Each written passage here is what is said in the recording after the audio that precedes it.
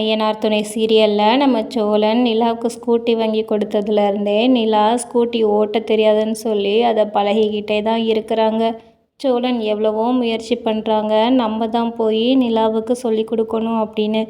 ஆனால் ஒவ்வொரு தடவையுமே முடியாமல் போகுது.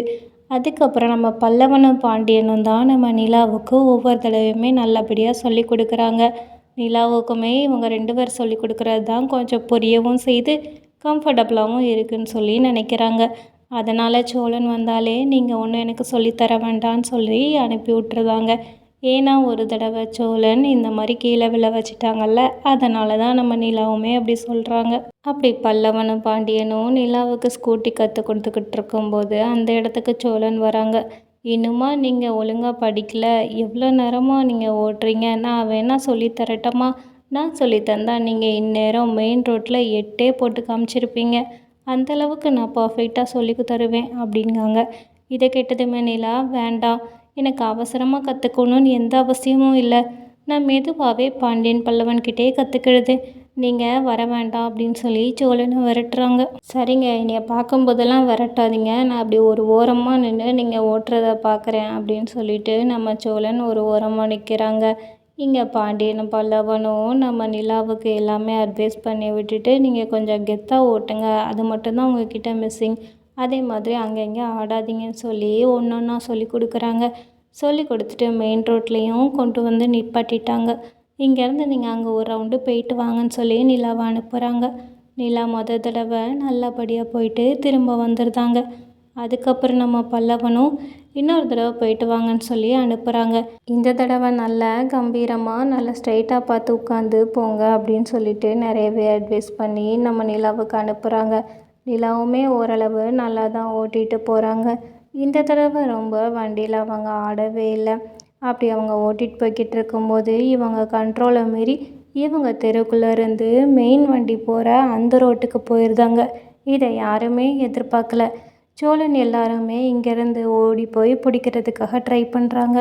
பாண்டியன் அவங்க பைக் எடுத்துகிட்டு பின்னாடியே வராங்க. சோழனுமே அந்த பைக்கில் ஏறிக்கிடுதாங்க. நிலாவை போய் தடுத்து நிறுத்தணும்னு சொல்லிட்டு பின்னாடியே வராங்க. ஆனால் நிலாவோ பயத்தில் என்ன பண்ணுறதுன்னு தெரியாமல் ஆக்சிலேட்டரை பிடிச்சி அதிகமாக அழுத்துறாங்க. அதனால் வண்டி இன்னுமே அவங்க கண்ட்ரோலை மீறி ஸ்பீடாகவே போகுது. நிலா பயத்தில் கண்ணை மூடிட்டே இருக்கிறாங்க. அதுக்கப்புறம் சோழன் இங்கேருந்து தயவு செஞ்சு கண்ணை திறங்க, ஒழுங்காக பார்த்து ஓட்டுங்கன்னு சொல்லிட்டு பின்னாடியே வராங்க.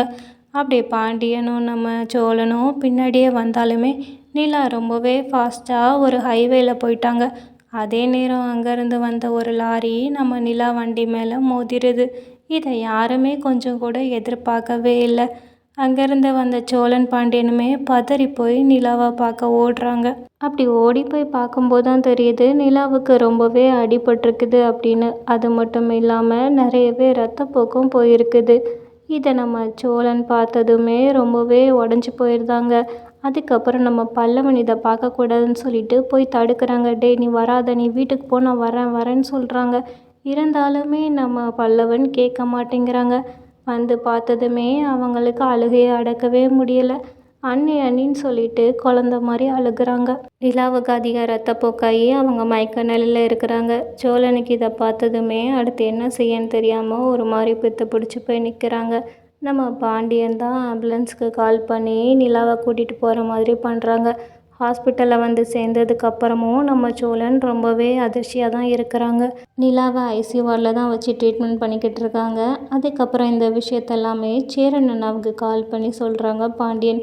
இதை கேட்டதுமே சேரன் அண்ணாவுக்கு என்ன செய்கிறதுனே தெரியலை. வேகமாக ஹாஸ்பிட்டலுக்கு கிளம்புறாங்க.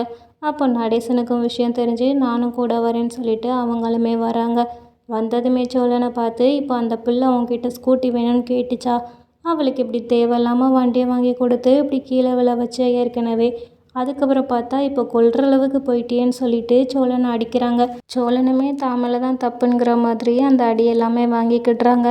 அதுக்கப்புறமா நடேசன் சொல்கிறாங்க, டே, இப்போ அந்த பொண்ணுக்கு ஏதாவது ஒன்று கிடக்க ஒன்று ஆயிடுச்சுன்னா நம்ம யாருக்கிட்ட என்ன பதில் தான் சொல்ல, அவங்க அப்பா ஏற்கனவே கொலகாரன், அவன் எந்த மாதிரிலாம் பண்ணியிருக்கான், இப்போ இவளுக்கு ஏதாவது ஆயிடுச்சுன்னா நாளைக்கு நீங்கள் எல்லோரும் தான் பிளான் பண்ணி பண்ணிட்டீங்கன்னு சொல்லி உங்களை ஜெயிலுக்கு அனுப்பிட்டா நீங்கள் என்னடா செய்வீங்க, அந்த பிள்ளைய பத்திரமா பார்த்துக்கிட துப்பு இல்லை அப்படி இப்படின்னு சொல்லி திட்டுறாங்க. அந்த பொண்ணு உன்னைய நம்பி தானடா வந்தா, அவளை நீ ஏன் இந்த பாடு படுத்துறன்னு சொல்லி சோழனை இன்னுமே அடிக்கிறாங்க நடேசன். அதுக்கு பாண்டியன் சொல்கிறாங்க, இதெல்லாம் நடக்கும்னு எங்களுக்கு முன்னாடியே தெரியுமா? நாங்கள் ஒரு நல்ல எண்ணத்தில் தான் வாங்கி கொடுத்தோம். ஆனால் இப்படி நடக்கும்னு யாருமே நினைக்கல அப்படின்னு சொல்லிட்டு பாண்டியனுமே வருத்தப்படுறாங்க. அதுக்கப்புறம் சேரனும் எப்படிடா ஆச்சு, ஏன்டா இந்த மாதிரிலாம் விட்டீங்க? நிலா ரொம்பவே நல்ல பொண்ணுடா, அவளுக்கு போய் இப்படி நிலமையா? ஹாஸ்பிட்டலில் என்ன சொன்னாங்கன்னு சொல்லிட்டு சேரனன் விசாரிக்கிறாங்க. அதுக்கப்புறம் நிலாவை பார்க்குறதுக்காக வெளியில் நின்று பார்க்குறாங்க. உள்ள நிலாவுக்கு ட்ரீட்மெண்ட் போயிட்டு தான் இருக்குது. நம்ம சேரபாண்டிய பல்லவன், அதுக்கப்புறம் சோழன், நடேசன் இவங்க 5 பேருமே நம்ம நிலாவை பற்றி தான் யோசிக்கிறாங்க. அவங்க எந்த நிலைமையில் நம்ம வீட்டுக்கு வந்தாங்க, ஃபஸ்ட்டு ஆரம்பத்தில் அவங்களுக்கு நம்ம வீடை பிடிக்கலனாலும் அப்படி ஒவ்வொருத்தர்கிட்டையும் எப்படி ஃப்ரெண்ட் ஆனாங்கங்கிறத எல்லாத்தையுமே யோசித்து பார்க்குறாங்க. நிலாவுக்கு எதுவுமே ஆகிடக்கூடாதுன்னு சொல்லிட்டு மாறி மாறி வேண்டிக்கிடுறாங்க. சேரனுமே நம்ம நிலாவை பற்றி அதிகமாக யோசிக்கிறாங்க. அந்த பொண்ணு வீட்டுக்கு வந்ததுலேருந்து நம்மக்கிட்ட எல்லார்கிட்டையுமே நல்லா தான் பேசினான். அதுவும் என்கிட்ட அண்ணன்னு சொல்லி ரொம்பவே பாசமாக இருப்பாள்.